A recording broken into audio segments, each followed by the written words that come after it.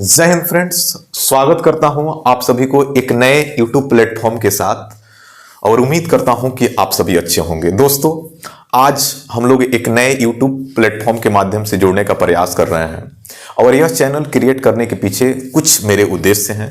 इस वीडियो को स्टार्ट करने से पहले मैं अपने कुछ उद्देश्य को आप लोगों के समक्ष शेयर करने का प्रयास करूंगा। जैसे कि आप सभी को पता है कि हम सब इंस्टीट्यूट वाले अपने प्लेटफॉर्म पर अपने सिलेबस संबंधित, अपने प्रिपरेशन संबंधी चीज़ों पर ज़्यादा तर्क करते हैं, उस पर डिस्कस करते हैं और हमारा उद्देश्य भी रहता है कि उस पर उन सारे टॉपिकों को कवर किया जाए जो आपके एग्जाम के लिए काफ़ी महत्वपूर्ण हो सकते हैं।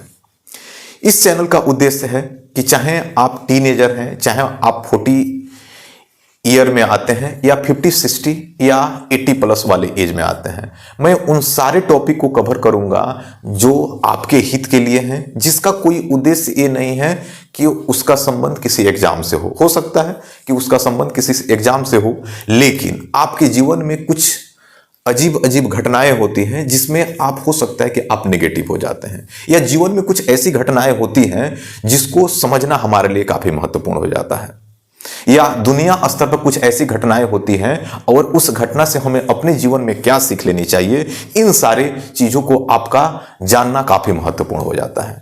आज का समय जिस प्रकार से बदल रहा है, जिस प्रकार से हमारे चलने, बोलने, रहने का तरीके बदल रहे हैं, जिस प्रकार हम आधुनिकता के इस परिवेश को इतना ज्यादा अडॉप्ट करते जा रहे हैं कि आने वाले समय में कहीं ना कहीं हमारे लिए एक बड़ी समस्या उत्पन्न करेगी।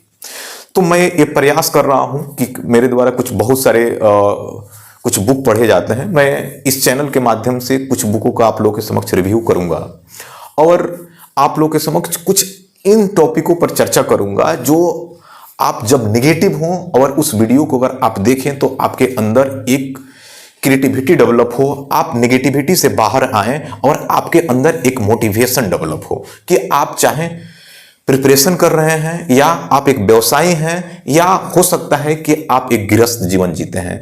मैं कुछ ऐसे टॉपिक को इस चैनल के माध्यम से कवर करूंगा जो सबके हित के लिए हो और उस वीडियो को देखने के बाद मैं ऐसा मानता हूं कि आपके जीवन में डेफिनेटली कुछ ना कुछ परिवर्तन जरूर होंगे। तो इन्हीं सिलसिला को ध्यान में रखते हुए आज हम एक ऐसे टॉपिक पर डिस्कस करने वाले हैं जो भारत के साथ साथ दुनिया स्तर पर एक बड़ी चुनौती उत्पन्न हो रही है। खासकर आप लोगों में से इस वीडियो को बहुत सारे लोग देख रहे होंगे और उस वीडियो में जो टॉपिक का मैं डिस्कस करने वाला हूं, हो सकता है कि आप भी या तो आंशिक रूप से या तो पूर्ण रूप से हो सकता है कि इससे ग्रसित हो या आप इससे बिल्कुल इन्वॉल्व नहीं हो। ईश्वर करे कि आज मैं जिस टॉपिक पर चर्चा कर रहा हूं इसमें आपका इन्वॉल्वमेंट नहीं हो। देखिए, आज का जो मैंने टॉपिक लिया है, understandings and addressing the complex challenge of society in India. कहने का मतलब है कि अभी के समय में एक सोसाइटी एक बड़ी समस्या उत्पन्न होते हुए दिख रही है हमारे खास करके मैं थोड़ी सी डेटा आधारित बात करूंगा दुनिया स्तर पर और भारत स्तर पर। और एक दार्शनिक है, इन्होंने कुछ स्टेटमेंट दिए हैं, कुछ सोसाइटी के प्रकार बताए हैं, इन पर भी हम लोग पड़ताल करेंगे। देखिए, अगर दुनिया की अगर बात करें तो इस साल की डेटा की अगर बात करूं 2022 और 2023 की, तो 2022 और 23 में दुनिया में टोटल जो सुसाइड हुए वह लगभग 8 लाख हुए। अगर अभी के समय में अगर इसको टाइम कैलकुलेट अगर किया जाए, टाइम कैलकुलेट के अकॉर्डिंग, तो लगभग प्रत्येक 40 सेकेंड में एक इंसान सुसाइड करता है। कितनी बड़ी बात है, इस चीज को आप लोगों को ध्यान से समझना चाहिए। डेटा बहुत महत्वपूर्ण हो सकता है। अगर हम 2022 की डेटा की अगर हम बात करें और 2021 से कंपेयर करें तो 2022 का डेटा 2021 के कंपेयर में 7.2% इंक्रीज हुआ है। और इस 2021 की जितने नंबर ऑफ सुसाइड हुए, आप जान करके हैरत होंगे कि उसमें जो एज क्राइटेरिया था वह लगभग 18 से 45 साल का था। यानी समझिए यूथ। अगर यूथ क्यों सुसाइड कर रहे हैं, सच में इस पर विचार करना एक काफी महत्वपूर्ण टॉपिक माना जा सकता है और इस पर विचार होना भी चाहिए। अगर भारत के संदर्भ में अगर हम स्टडी करें तो लगभग भारत में पिछले साल के डेटा के अनुसार टोटल 1,64,000 लोगों ने सुसाइड किया। उस 64 1,64,000 सुसाइड जो हुए हैं, लगभग पिछले साल, लगभग अगर देखा जाए 1-2 सालों में, लगभग वह कम ना होकर के पिछले सालों के कंपेयर में उनमें इंक्रीमेंट भी देखी गई है। अगर एक डेटा की और हम बात करें कि लगभग 1 लाख लोगों में कितने लोग सुसाइड करते हैं, तो भारत के संदर्भ में प्रत्येक 1 लाख पर लगभग 12 लोग सुसाइड करते हैं। सबसे ज्यादा 2022-23 की अगर डेटा की बात करें तो सबसे ज्यादा जो सुसाइड के जो मामले आए हैं वह लगभग साउथ अफ्रीका है आपका और रसिया है, लगभग 1 लाख में 25 लोग सुसाइड कर रहे हैं। खासकर आप बात करें तो पाकिस्तान की अगर हम बात करते हैं तो लगभग 9 लोग, आप श्रीलंका की बात करें तो लगभग 1 लाख में 14 लोग सुसाइड करते हैं। इसी तरह आप अगर चाइना में बात करें तो 12-13 लोग चाइना में सुसाइड करते हैं। यूनाइटेड स्टेट्स ऑफ अमेरिका की बात करें तो लगभग 10 से 14 लोगों के बीच में वहां भी पर लाख लोगों पर सुसाइड की कंडीशन देखी जाती है। तो क्या भारत में इतनी डेटा क्यों बढ़ रही है? क्योंकि हमारी जनसंख्या ज्यादा है। तो उम्मीद करते हैं कि ये जो डेटा है, ये डेटा कहीं ना कहीं आपको सोचने पर जरूर मजबूर कर दिए होंगे कि हाँ, इस मुद्दे को हमको लाइटली न लेकर के इसको वेट के साथ लेना चाहिए, और कहीं ना कहीं इस प्रकार के सिचुएशन क्यों डेवलप हो रहे हैं, इस चीज को जानना हमारे लिए महत्वपूर्ण बन जाता है। देखिए, जीवन किसी भी आज एज में आप जी रहे होते हैं, मैं मल्टीपल टाइम्स ये बात बोलता हूं कि आप के साथ अलग अलग प्रकार के अलग अलग सिचुएशन के साथ आपके साथ समस्याएं उत्पन्न होती है, और उस समस्या का एक कतई सॉल्यूशन नहीं है कि उसको सुसाइड के रूप में कन्वर्ट कर दिया जाए। डेफिनेटली आप इस बात को समझ पा रहे होंगे। कुछ चीजों को हम लोग यहां पर पड़ताल करते हैं। एक दार्शनिक हुए जिनका नाम था इमाइल दुखिम। इमाइल दुखिम ने लगभग 4 क्राइटेरिया बताए हैं कि ये सिचुएशन होता है जहां पर लोग सुसाइड करने पर मजबूर हो जाते हैं। कौन से कंडीशन है, इस चीज को समझते हैं। जैसे एक होता है इगोस्टिक सुसाइड। इगोस्टिक सुसाइड कैसे डेवलप होता है? जैसे मानते हैं कि कोई पर्सन है और वो पर्सन अपने सामाजिक लोगों के साथ अच्छा से घुल मिल नहीं पाता। अब जब कोई इंसान जब सामाजिक लोगों के साथ अगर ठीक से घुल मिल अगर नहीं पाएगा तो ऑब्वियसली बात है कि वह एलोन लाइफ जीना शुरू करेगा। और जब वह एलोन लाइफ जीना जैसे ही शुरू करता है तो धीरे धीरे वह इगोस्टिक होता जाता है। यानी दैट मीन्स ऐसा होता है कि उसको ऐसा लगने लगता है कि जो वो कर रहा है वही बेस्ट है। अब धीरे धीरे चीजें ज्यादा डेवलप होना प्रारंभ होती है, और जब आप अचानक से एक कम्युनिटी में प्रवेश करते हैं, और कम्युनिटी में प्रवेश करने के बाद जब आपके जो एक कॉन्सेप्ट है और एक कम्युनिटी का कॉन्सेप्ट है, उस कम्युनिटी में अगर जैसे ही लैगिंग आती है आप सुसाइड की तरफ चले जाते हैं। एक पहला स्टेज है। दूसरा कंडीशन है अल्ट्रुइस्टिक सुसाइड। अल्ट्रुइस्टिक सुसाइड किसको कहें? देखिए, 2 प्रकार की चीजें होती हैं। एक होती है इंडिविजुअल और दूसरा होता है कम्युनिटी। जहां पर कम्युनिटी को ज्यादा फोकस किया जाता है, इंडिविजुअल को फोकस नहीं किया जाता, वहां पर इस प्रकार के सुसाइड डेवलप होते हैं। कैसे? देखिए, अगर आप अपने जीवन में किसी एज से आप क्रॉस करें, जैसे मान लीजिए कि आप टीनेजर हैं, टीनेजर के दौरान आपको रियल में क्या होना चाहिए और क्या नहीं होना चाहिए, आपको नैतिक परिवेश के बारे में बिल्कुल जानकारी नहीं होती। आप ये नहीं समझ पाते हैं कि रियल मीनिंग लाइफ का क्या है, क्योंकि आप एक यंग एज में होते हैं, और यंग एज में होते हैं तो आपके हार्मोन्स भी उतनी तेजी के साथ आप वो भी उनमें रिफॉर्म हो रहे होते हैं, और उसके अकॉर्डिंग आप हो सकता है कि अपने जीवन में कुछ ऐसी घटनाएं कर दें, और घटनाएं करने के बाद आपको रियलाइज हो कि समाज हमको क्या कहेगा, और उसमें आप समाज के डर से डेफिनेटली आप अपने इंडिविजुअल जो आपका राइट है उसका हनन करते हुए आप सुसाइड की तरफ बढ़ जाते हैं। तो जब भी इस प्रकार का सिचुएशन, मैंने 2 कंडीशन बताया इमाइल दुखियम जो एक दार्शनिक है उनके बातों को, कि लगभग पहला केस इगोस्टिक्स, दूसरा कंडीशन मैंने बनाया एल्ट्रुइस्टिक। इसमें कहानी है कि आप इंडिविजुअल को उतना फेवर नहीं करते और खासकर कम्युनिटी को फेवर करते हैं। तो ध्यान रखिए, जब भी आप इगोस्टिक बेस्ड पर्सन है तो इस पर विचार कीजिए। आपको कम्युनिटी के साथ आपको एक इंटरपर्सनल स्किल जनरेट करना चाहिए। जैसे आप इंटरपर्सनल स्किल आप जनरेट करेंगे, आप एक्सेप्ट करना शुरू करेंगे, आपके अंदर जो भी मिस्टेक है, कुछ गिल्ट है, या आपके द्वारा किए गए कुछ कार्य हैं जो आपको ऐसा लगता है कि यू आर द बेस्ट, जबकि आप बेस्ट नहीं हैं। ध्यान रखिए इस बात को। तो उस कंडीशन में आपको अगर कम्युनिटी समाज जो कह रहा है उस पर आपको एक विचार करने की जरूरत होती है, आपको क्रिटिकल बनने की जरूरत होती है, और आपको समझने की जरूरत होती है। ध्यान रखिएगा। और यहां पर कभी भी देखिए, कम्युनिटी कह रही है, बात सही है, लेकिन इंडिविजुअल को भी कुछ आपको प्रेफरेंस देने की जरूरत है, कि हो सकता है कि आप किसी एज में किसी मिस्टेक को अंजाम दे रहे हैं तो ऐसा जरूरी नहीं कि आने वाले समय में आप मिस्टेक को री अगेन करेंगे, जरूरी नहीं है। तो अगर आप अपने लाइफ को अच्छा से समझते हैं, आपको आइडिया है, आप में क्रिटिकल थिंकिंग है, तो लगभग जो कम्युनिटी का डर आपके ऊपर सता रहा है उस चीज को थोड़ा सा कंट्रोल करें, ध्यान रखिए इस चीज को। तो इस चीज को ध्यान रखना। थर्ड है एनोमिक्स।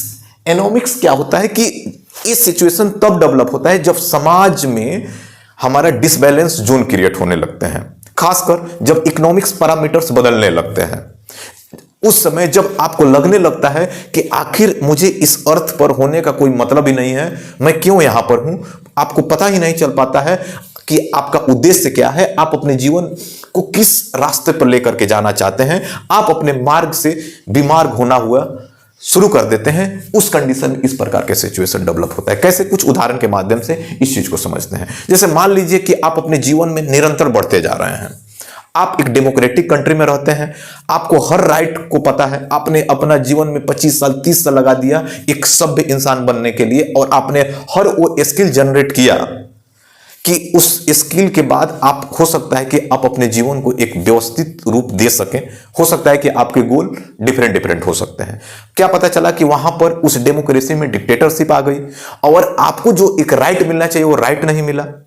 तो उस कंडीशन में हो सकता है कि लगभग इकोनॉमिकल डिसऑर्डर्स जोन स्टार्ट हो जाए, या हो सकता है कि आप जिस कंडीशन को अचीव करना चाहते हैं उस जगह पर आपसे लूजर लोग पहुंच जा रहे हैं और आपको अंडर एस्टिमेट करने लग जा रहे हैं। तो यानी कहने का मतलब है कि यही है सामाजिक डिसऑर्डर्स।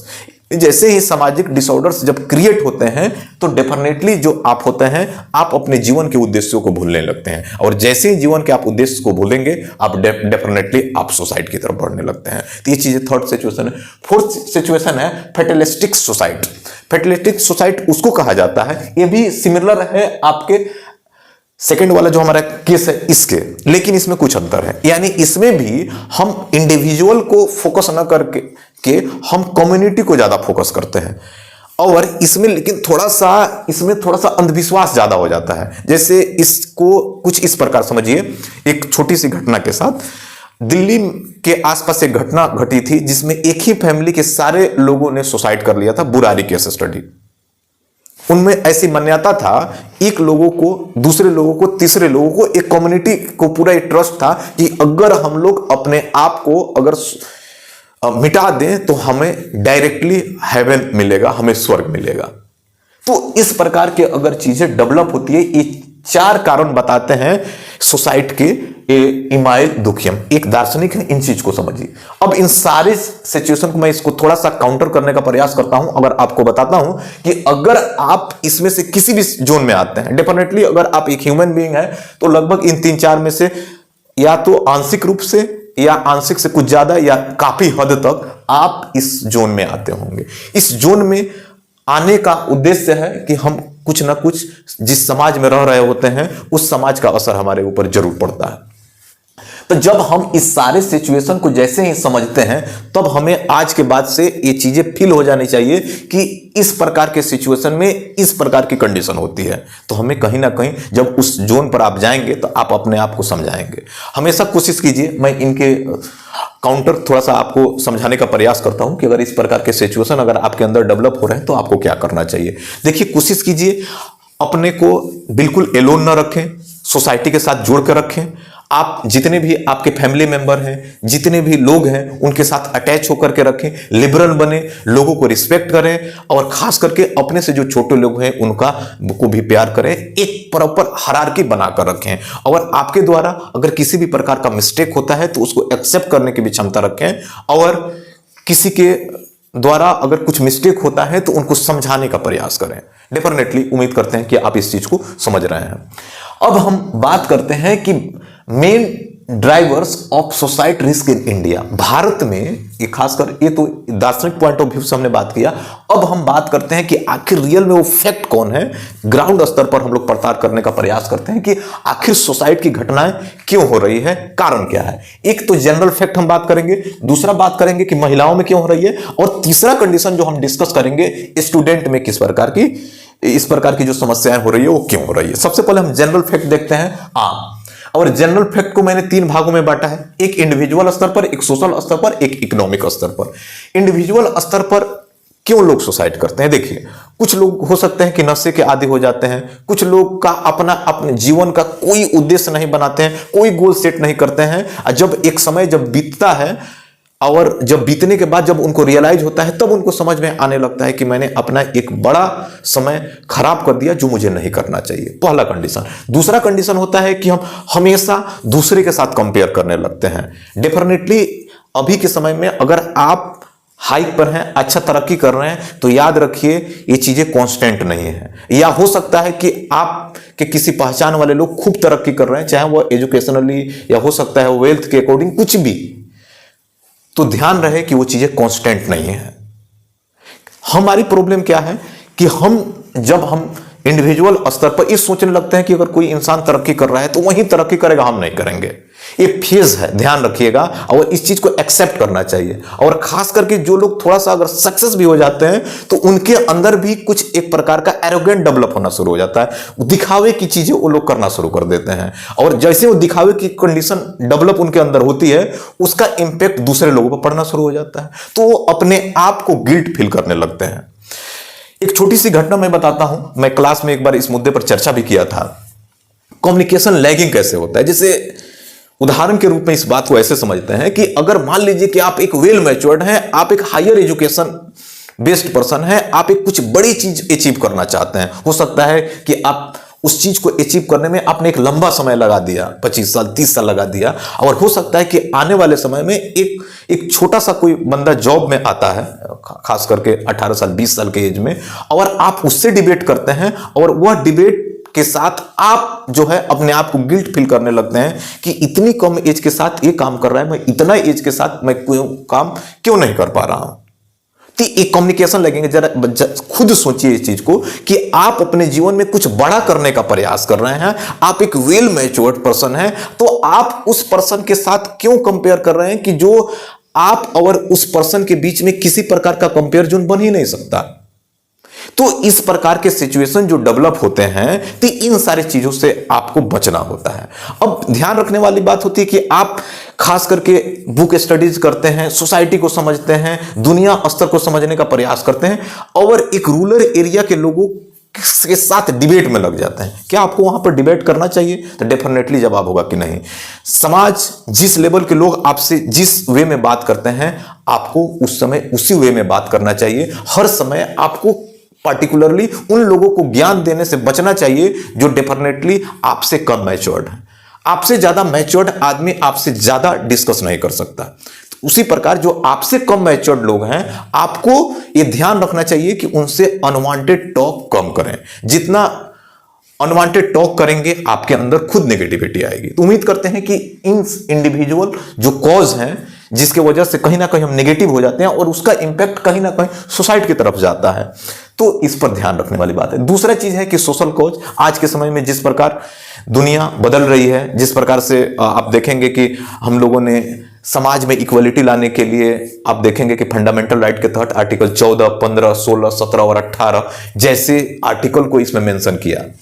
फिर भी और अभी के समय में अगर किसी प्रकार का अगर सोशल इक्वलिटी डेवलप नहीं हो रही, तो यह विडंबना है। आज के समय में सोशल इक्वलिटी को लेकर के ध्यान रखिए कि जैसे हमने इनिशियल स्टेज में सोशल इक्वलिटी को लाने के लिए हमने रिजर्वेशन रखा कि जो निचले स्तर के लोग थे वो ऊपर आ जाएं, और ऊपर आने के बाद बराबर कॉम्पिटिट किया जाए। अब ध्यान रखिए कि अगर ये चीजें उल्टा हो जाए, अब इसमें जो लोग निचले कैटेगरी के लोग थे वो लोग ऊपर आ जाए, जो ऊपर कैटेगरी के थे अब बराबर से भी नीचे जाने लगे, तो क्या चीजें होगी कि वो भी एक सोशल कॉज होगा। एक आप इक्वलिटी लाने के चक्कर में आप अनइक्वलिटी डेवलप करना शुरू कर दीजिए। अभी थोड़ा सा करंट के मुद्दे पर थोड़ा सा आप लोगों के समक्ष एक छोटा सा हिंट्स दूंगा। उम्मीद करता हूं कि अगर आप एक क्रिटिकल पर्सन है तो मेरी बातों को बुरा नहीं लेंगे। कहने का मतलब है कि अभी के समय में जिस प्रकार रिजर्वेशन का रेट बढ़ रहा है, क्या आपको लगता है कि आने वाले समय में रिजर्वेशन का रेट कम होगा? जबकि याद कीजिए कि जब कॉन्स्टिट्यूशन बन रहा था उस समय संविधान सभा जो गठित की गई थी, उनका रिजर्वेशन का क्या उद्देश्य था? आने वाले समय में जितने लोग आएंगे उस रिजर्वेशन को बढ़ाने का ही प्रयास करेंगे, कम नहीं करेंगे। जो लीडर उस पर्टिकुलरली जो इलेक्शन मुद्दे पर अगर खास करके जैसे ही चर्चा करेगा, यकीन मानिए उसका कहानी खत्म हो जाएगा। तो कहीं ना कहीं इससे क्या होगा कि अनइक्वालिटी डेवलप होगी। आज के समय में आप देख रहे हैं कि आजकल जो पॉलिटिक्स है वो रिलीजन के आधार पर बंट गया है, कास्ट के आधार पर बंट गया है। तो खास करके आप कास्ट खेलना शुरू हो गए हैं, धर्म खेलना शुरू हो गए हैं। तो जैसे एक बात बताइए कि अगर जब आप अपने ही कम्युनिटी की तारीफ करेंगे तो हो सकता है कि दूसरी कम्युनिटी अगर आप से वीक है तो उसको वीकनेस फील हो सकता है, और जैसे ही उसको वीकनेस फील होगा वो कहेगा कि मैं इस सोसाइटी में ही क्यों हूं, मैं इस कॉन्स्टिट्यूशन को ही क्यों मान रहा हूं, और मैं यहां हूं तो क्यों हूं। तो उसके अंदर नेगेटिव आना, और नेगेटिव आना दैट मीन्स आप समझ सकते हैं। तीसरा कॉज है आपके इकोनॉमिक्स फैक्टर। इकोनॉमिक्स फैक्टर बताने की जरूरत नहीं है, आप निरंतर प्रयास करते हैं कि आपके पास रोटी कपड़ा और मकान होना चाहिए, और इन तीनों चीज का सोर्स है आपका इकोनॉमिक कंडीशन। एक लंबे समय तक स्ट्रगल करने के बाद हम अपने पैरों पर खड़े नहीं हो पाते, हम अपने बेसिक नीड को पूरा नहीं कर पाते, तो उस समय हमारा कंडीशन ऐसे बन जाता है कि हमें दुनिया की कोई चीजें अच्छी नहीं लगती है। ठीक उसी प्रकार कि जब आपके पास पैसे होते हैं तो आपके दिमाग देखिएगा आज के 5G के समान चलते हैं, और जैसे ही आपके पास पैसे खत्म हो जाते हैं, यकीन मानिए आपका दिमाग 2G से भी कम काम करना शुरू कर देता है। तो उम्मीद करते हैं कि इस जनरल फैक्ट्स आप समझ पाए होंगे इस चीज को।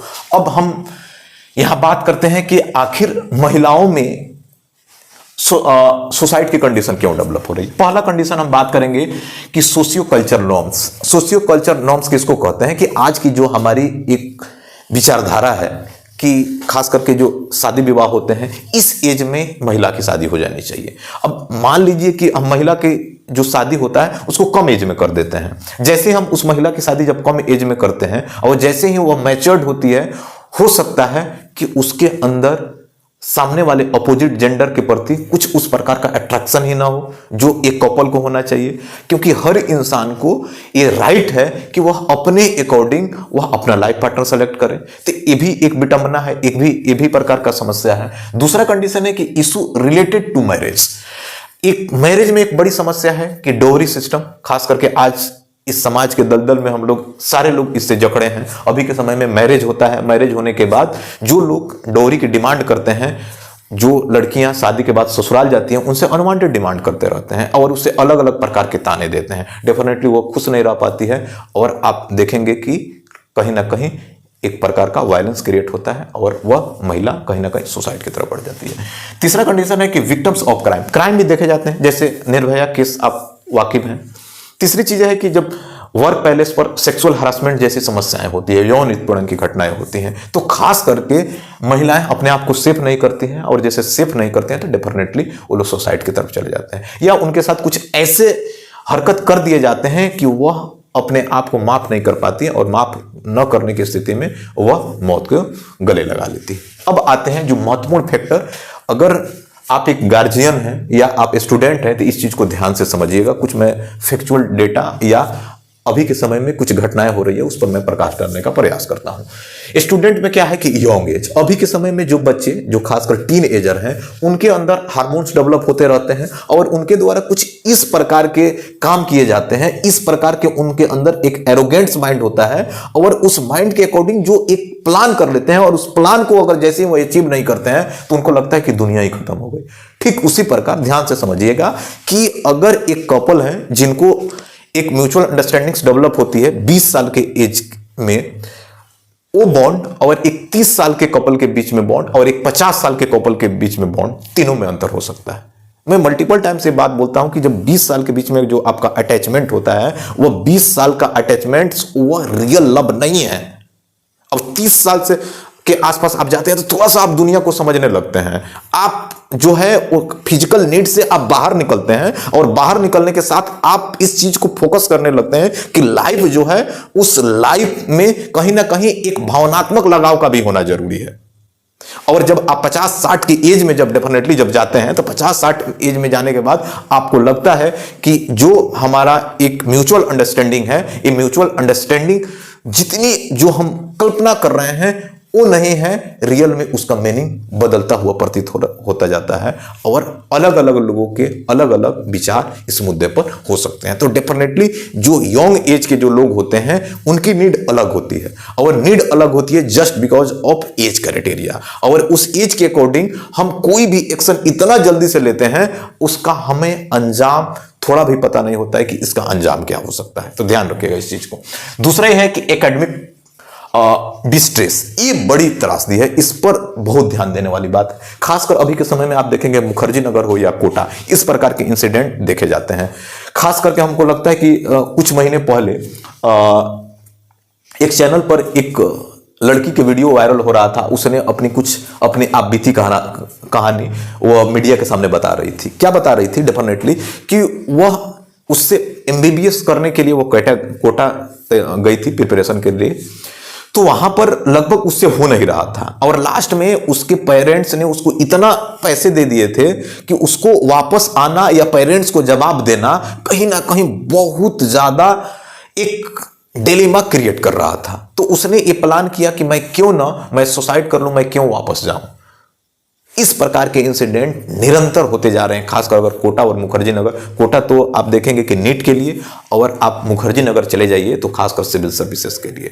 तो देखिए, ध्यान रखिएगा, मैं यहां पर आप लोगों को पर्सनली गाइड करूंगा, ये बताने का प्रयास करूंगा कि देखिए जो चीजें हैं आप उस चीज से रूबरू होइए। हर चीज को अपने अंदर दबा के नहीं रखना है। अगर आप प्रिपरेशन कर रहे हैं, अपना 100% एफर्ट दीजिए। होना ना होना अलग बात है। ये जरूरी नहीं है कि अगर आप, हो सकता है कि आप नीट का प्रिपरेशन कर रहे हैं या सिविल सर्विसेज का प्रिपरेशन कर रहे हैं या वन डे एग्जाम का तैयारी कर रहे हैं, व्हाट एवर, कुछ भी, ये जरूरी नहीं है कि आपके जीवन को चलाने के लिए सिर्फ और सिर्फ वही रास्ता है।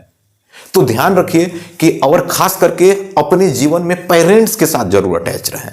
जो भी बात है पेरेंट्स से कुछ भी ना छुपाएं। अगर आपसे नहीं हो रहा है, पापा डांटेंगे, मम्मी डांटेंगे, ये चीजें हटा दीजिए दिमाग से, क्योंकि वो आपके जीवन की ही भला की बात करना चाहते हैं। आप अपने जीवन को मिटा दें, ये डेफिनेटली किसी भी एंगल से उचित नहीं माना जा सकता। तो इस पर ध्यान रखिए। अगर आप इस किसी भी कैटेगरी में आते हैं तो आपको इस पर विचार करना चाहिए और उस पर एक संज्ञान लेना चाहिए। और आपसे संबंधित अगर कोई पर्सन है जिसके साथ इस प्रकार के मेंटली डिसऑर्डर का शिकार है, तो आपको उसको गाइड करना चाहिए। कहीं ना कहीं यही मानव धर्म है।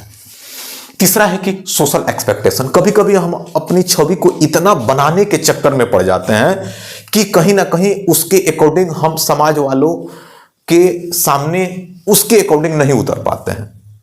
ये फिर से मैं बता रहा हूं कि जरूरी नहीं है कि समाज के हर एक पर्सन को आप उनके नजर में आप बेस्ट हो, जरूरी बिल्कुल नहीं है। ध्यान रखिएगा इस चीज को। तो आपके लिए चाहिए कि आप अपने तरीके से बेस्ट बनो। कोशिश करो कि आपके द्वारा या आपके द्वारा बोले गए या आपके द्वारा किसी एक्शन के द्वारा काफी हद तक किसी को किसी प्रकार का आत्मीय ठेस न पहुंचे। अपने तरीके से 100% दो। ये जरूरी नहीं है कि समाज हमारे बारे में क्या सोचती है। हमारे एक मिस्टेक को समाज जो होती है वह धड़ल्ले से ऊपर लेकर के आती है और हमारे द्वारा किए गए लॉट ऑफ प्रयास को वो नजरअंदाज कर देती है। तो इस प्रकार के सोसाइटी का जो आपके प्रति एक्सपेक्टेशन है और उस सोसाइटी के प्रति आप अपने आप को एक फुल इंट्रोड्यूस करना चाहते हैं कि I am the best, no need, किसी भी प्रकार को आपको अपना एक्सप्लेनेशन देने की जरूरत नहीं है। आप जहां हैं बेस्ट हैं। आप अपने जीवन स्तर को अपने अकॉर्डिंग जीने का प्रयास कीजिए। जैसे ही आप अपना जीवन दूसरे के अकॉर्डिंग जीने का प्रयास करेंगे, ध्यान रखिएगा ये चीजें होगी कि आपके अंदर नेगेटिविटी आएगी। तो ध्यान रखिए इस चीजों का। तो उम्मीद करते हैं कि ये चीजें आपको समझ में आ रही होगी। लगभग भारत में ये 3 प्रकार के स्तर होते हैं सोसाइटी के। आप लोगों को इस सारी चीजें समझ में आ गई होगी। अब हम बात करते हैं कि new challenges in society prevention. एक कुछ ऐसे मुद्दे हैं जो सोसाइटी को लगभग ये लोग बढ़ावा देने में एक अहम भूमिका निभा रहे हैं। जैसे media messages and publicity. Media की कहानी आपको पता है कि किसी भी चीज को इस प्रकार से बना करके दिखाना, किसी अंधविश्वास को इस प्रकार से दिखाना कि लोग उसको ट्रस्ट में इतना ज्यादा उसमें डूब जाते हैं कि उसी को हकीकत मानने लगते हैं। 2016 की एक न्यूज मैं आपको बताता हूं कि कुछ, मैं यहां पर किसी न्यूज चैनल का नाम नहीं रखूंगा, किसी न्यूज चैनल के किसी एंकर यह बता रहे थे कि जो 2000 के जो नोट था, उस 2000 के नोट में चिप लगे होंगे और उस चिप आप अपने पैसे को जहां भी रखें वो पता चल जाएगा। क्या ऐसा था? तो इससे आप समझ सकते हैं कि मीडिया की कंडीशन क्या है। और उस समय 2016 के समय 2016-17 में 100% लोगों ने मीडिया की बातों को ट्रस्ट कर लिया था। तो डेफिनेटली अगर मीडिया कोई चीजें, खास करके जो अभी के समय में जो सोशल मीडिया है, सोशल मीडिया तो इसमें डेफिनेटली, और इस सोशल मीडिया के माध्यम से कुछ लोग तो ऐसे हैं जो अंधविश्वास को बढ़ावा देने का प्रयास कर रहे हैं और उसमें कुछ लोग एडिक्ट हो जाते हैं। और एडिक्ट का मतलब होता है इसकी तरफ जाना।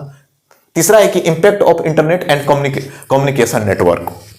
क्या है मतलब इसका? अभी के समय में जिस प्रकार इंटरनेट आपके लिए जितना बेनिफिशियल साबित हो सकता है, उससे कई गुना आपके लिए एक लॉस क्रिएट कर सकता है। खास करके जिस प्रकार के नए नए एज में बच्चे इंटरनेट के साथ रूबरू होना प्रारंभ कर दिए हैं अभी के समय में, तो लगभग प्रॉपर गेमिंग में इन्वॉल्व हो जाते हैं। जैसे आप एक ब्लू फिश करके एक गेम आया था जिसमें बच्चे खुद सुसाइड करने लगे थे, तो लगभग कहीं ना कहीं इंटरनेट के माध्यम से आप उसमें इन्वॉल्व हो जाते हैं। वो चीजें बाद में आपको वीकनेस लगता है और फाइनली आप सुसाइड की तरफ चले जाते हैं। डेफिनेटली आप देखिएगा कि आपका जो उद्देश्य होता है, पढ़ रहे होते हैं और पढ़ते पढ़ते समय आपने एक मोबाइल या स्क्रॉल किया, 1 घंटे 2 घंटे कैसे बीत जाते हैं आपको पता नहीं चलता, और उसके बाद इतना निगेटिव आप होते हैं कि आप उसके बाद आपको खुद अपने आप को अच्छे नजरों से देखना बंद कर देते हैं। तो डेफिनेटली इस प्रकार के सिचुएशन होते हैं, ये सारा चीजें, तो इससे आपको ध्यान रखने की जरूरत है। और खासकर इंटरनेट का जो बच्चा ज्यादा एडिक्ट हो जाता है तो वह अकेला रहना प्रारंभ कर देता है। और डेफिनेटली जब आप अकेले रहेंगे, आपके अंदर इगोस्टिक माइंडसेट होना, डेवलप होना स्वाभाविक है। बात करेंगे इमर्जिंग टेक्निक। अभी के समय में जिस प्रकार से नई नई तकनीकें डेवलप हो रही है, खास करके एआई सिस्टम जिस प्रकार से डेवलप होना प्रारंभ हो गए हैं, उसमें हो सकता है कि जैसे आपके ही इमेज के साथ, आप ही की आवाज के साथ हो सकता है कि किसी आर्टिफिशियल इंटेलिजेंस आपके साथ कुछ गलत कर दे, और जैसे ही वो गलत करती है आप उसमें कहीं ना कहीं आप उसको एक गरिमा के रूप में ले लेते हैं, और कहीं ना कहीं आप एक गलत कदम उठाने पर मजबूर हो जाते हैं। Changes in a legal trends, इसका क्या मतलब है? चेंजेज इन लीगल ट्रेंड्स, दुनिया में बहुत ऐसे देश हैं जो ये चीज पर कंफ्यूज हैं कि सुसाइड को लीगल माना जाए या नहीं। बहुत दुनिया में ऐसे देश हैं कि जैसे खासकर न्यूजीलैंड, ऑस्ट्रेलिया, जहां पर यह है कि अगर आप सुसाइड करना चाहते हैं तो दैट मीन्स आपको एक छोटी सी पेमेंट करनी होगी, आप पेमेंट करिए और अपने आप को मिटा लीजिए। लेकिन भारत में इस प्रकार के कंडीशन नहीं है। यहाँ पर पैसिव एथुनेसिया के तहत किसी को मारा जा सकता है। कैसे मारा जा सकता है? डेफिनेटली जैसे मान लीजिए कि कोई आदमी है, पिछले 6 साल 10 साल 20 साल से कोमा में है, और ऐसे उम्मीद लगाया जा रहा है कि यह बंदा आने वाले आजीवन ऐसे ही रहेगा, तो जो वेंटिलेटर पर लगा रहता है उसके वेंटिलेटर के कनेक्शन को क्या कर दिया जाता है, हटा दिया जाता है, और वो आदमी की डेथ हो जाती है। तो लगभग अभी के समय में एक विडंबना चल रहा है कि मतलब सुसाइड को किस प्रकार का डिक्लेयर किया जाए इस चीज को लेकर के, तो ये भी कहीं ना कहीं बढ़ावा देने में अपनी भूमिका निभा रहे हैं। अब यह है कि step taken in India for the suicide prevention, Bharat में अभी तक कुछ कदम उठाए गए हैं कि नहीं? तो हाँ, उठाए गए हैं। जैसे नेशनल सुसाइड प्रिवेंशन स्ट्रेटजी, ये 2022 में एक प्रकार का प्लान लेकर के आया गया, और नेशनल मेंटल हेल्थ पॉलिसी 2014, इन दोनों पॉलिसी का उद्देश्य है कि खास करके लोगों को, खास करके मेंटली डिसऑर्डर्स अगर आपके अंदर क्रिएट हो रहा है, तो आपको एक टोल फ्री नंबर के माध्यम से आपको समझाना, अगर आपको चीजें कुछ पर्सनली कुछ इश्यूज क्रिएट कर रहे हैं तो इसके एक्सपर्ट से आपको बात कराई जाती है, आपको समझाने का प्रयास किया जाता है कि आप इस चीज से बाहर निकलें। खास करके WHO ने भी साउथ एशिया में आने वाले 2030 तक ये एजेंडा फिक्स किया गया है कि लगभग आने वाले समय में 10% 2030 तक सुसाइड को कम किया जाए। मेंटल हेल्थ केयर एक्ट 2017 का है, इसके तहत अगर आप डेफिनेटली अगर सुसाइड करने का प्रयास करते हैं या मेंटली डिसऑर्डर के शिकार हैं, तो इसके तहत आपको समझाया जाएगा। इसके जो भी साइकोलॉजिकल बेस्ड डॉक्टर होते हैं, इसके तहत आपको ट्रीटमेंट कराई जाती है। भारतीय न्याय संहिता बिल, इसके माध्यम से, बिल है अभी एक नहीं बना है, इसके माध्यम से सरकार ये प्रयास कर रही है कि जो सुसाइड है इससे संबंधित कुछ प्रावधान लेकर के आए जाए, जिसको सुसाइड को कम करने का प्रयास किया जाए। तो उम्मीद करते हैं कि ये वीडियो आप लोगों को अच्छा और बेहतर और कुछ सीखने के लिए बहुत कुछ आप ऐसा महसूस किए होंगे कि आप इसमें कुछ आप लोगों को सीखने को डेफिनेटली मिला होगा।